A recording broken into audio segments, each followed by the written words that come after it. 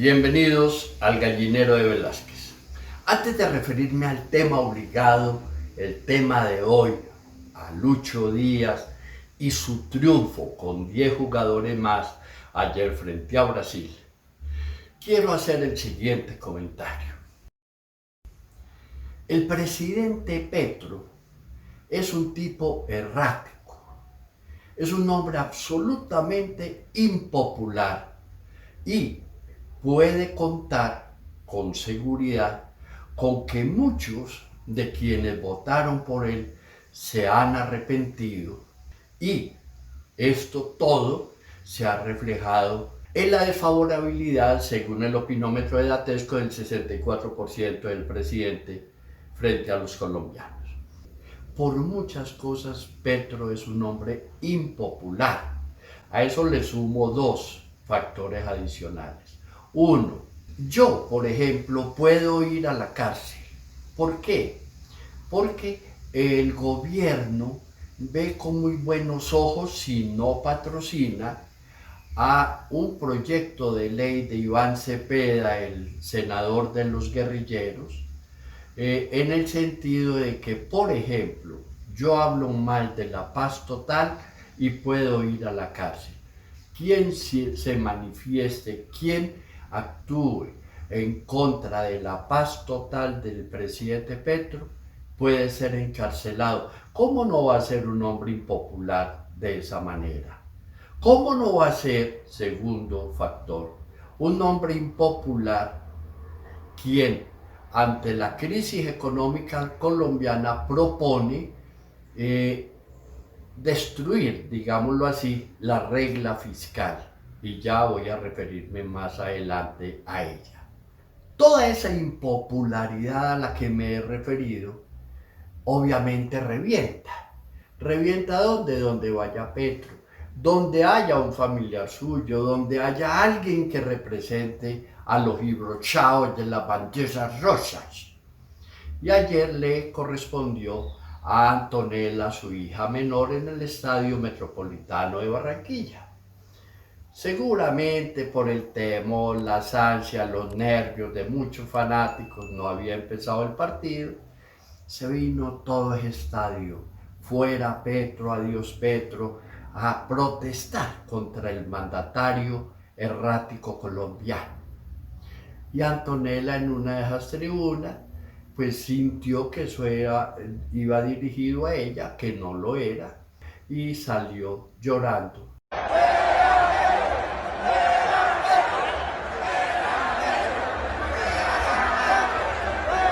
Alfonso López Michelsen hace muchos años inauguró los Juegos Centroamericanos de Medellín y en su discurso no se alcanzó a oír una sola palabra suya por la silbatina tan berraca. Pues, toca. Ahora sí vamos con el partido Colombia-Brasil.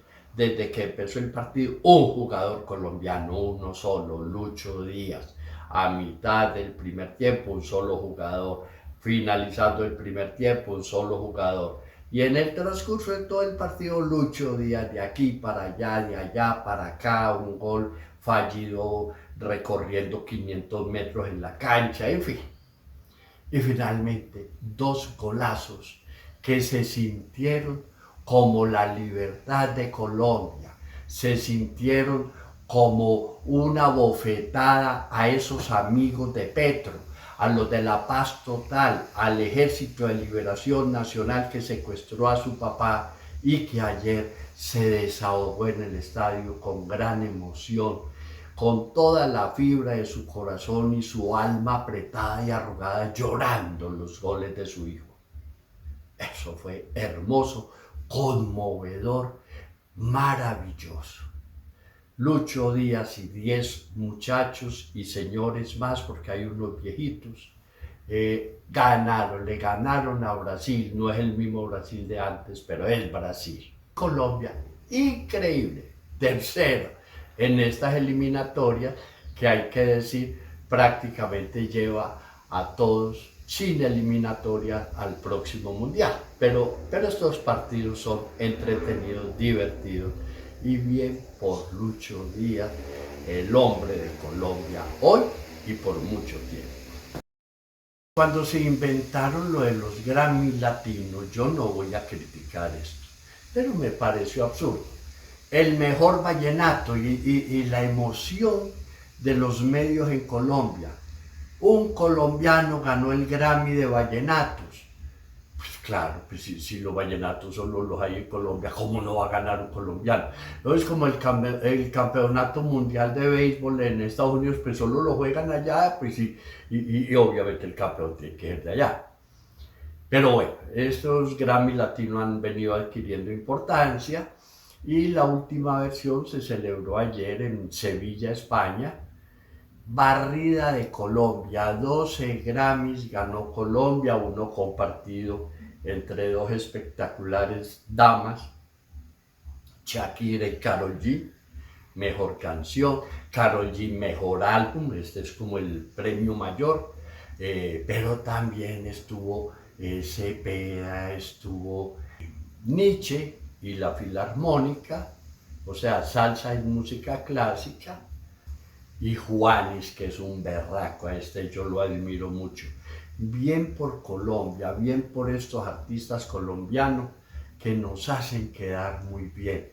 Las voces, las canciones de los artistas acallan las voces destempladas de algunos colombianos que se sienten líderes mundiales y toman posiciones opuestas a la inmensa mayoría del mundo con el fin de hacerse notar, porque ese sin duda es el objetivo.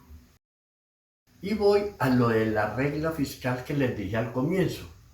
Hombre, Colombia venía bien, salvo el problema de una inseguridad la más berraca del mundo, fuera de unos ministros destemplados, descoordinados y muy mediocres, fuera de la falta de programas, proyectos específicos para el desarrollo económico y social del país, fuera de la trinadera absolutamente horrenda, incoherente del presidente de la República, fuera de esa maldita polarización a la que nos han llevado, por ejemplo, el gobierno actual y la oposición, de las dudas para la aprobación de los proyectos que el gobierno lleva al Congreso, fuera de la corrupción, fuera del narcotráfico que se sigue apoderando de Colombia, sumergiéndonos en esa economía subterránea tan impresionante que tenemos. Fuera de eso, Colombia venía muy bien. Pero ahora ya nos entró la crisis económica, hubo contracción económica, o sea, una disminución del Producto Interno Bruto. Y muchos han dicho, hay recesión económica en Colombia. Yo no lo creo, pero es mi humilde opinión. Lo que hay que hacer es despertar. ¿Dónde están los empresarios? ¿Dónde están las inversiones del sector privado? ¿Dónde está el flujo de inversiones extranjeras? ¿Dónde está esa enorme cantidad de turistas que según Petro van a participar en aquello, en la transición energética? ¿Dónde están las exportaciones colombianas? ¿Qué hace el Ministerio de Comercio Exterior? ¿Qué están haciendo los gobernadores actuales? ¿O qué programas y propuestas hacen los nuevos mandatarios que arrancan el 1 de enero? Colombia tiene todo para despegar, todo para seguir como venía, o mucho mejor, inclusive porque tampoco es que viniéramos pues, como un volador sin palo, pero hay mucho por hacer, no hay crisis económica.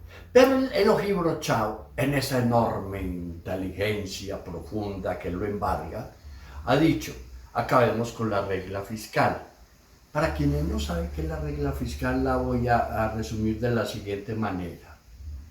Usted se gana 1.000.000 de pesos mensuales. Del millón, toma 500.000 para pagar los intereses de unas deudas que ha contraído con entidades financieras o el pagadiario o lo que sea.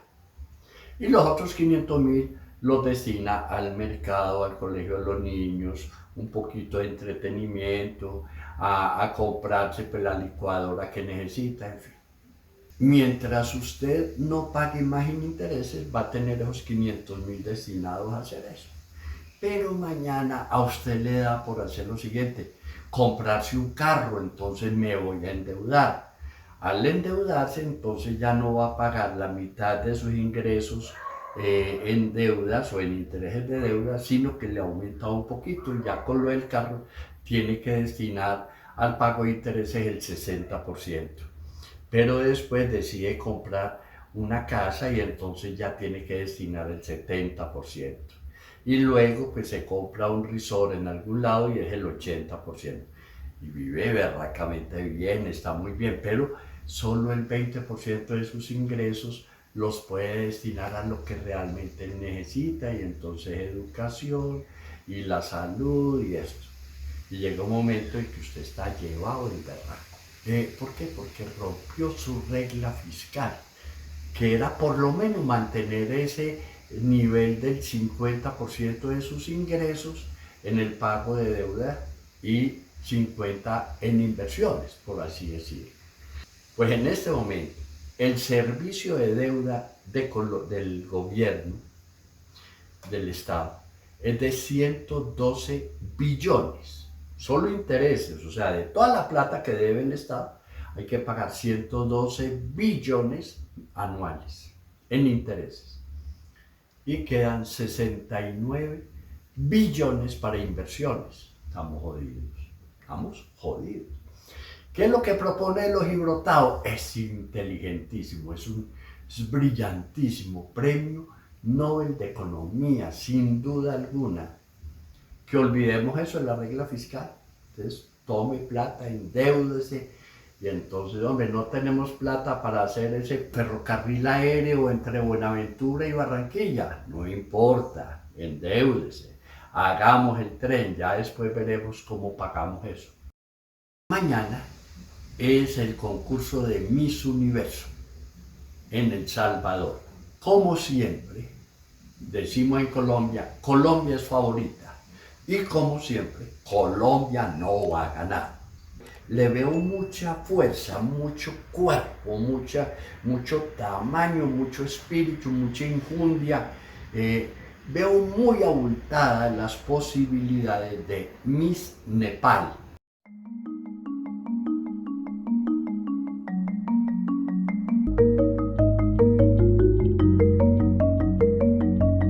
Les agradezco mucho que me hayan acompañado, los espero el próximo martes, tengan muy buen día, hasta luego.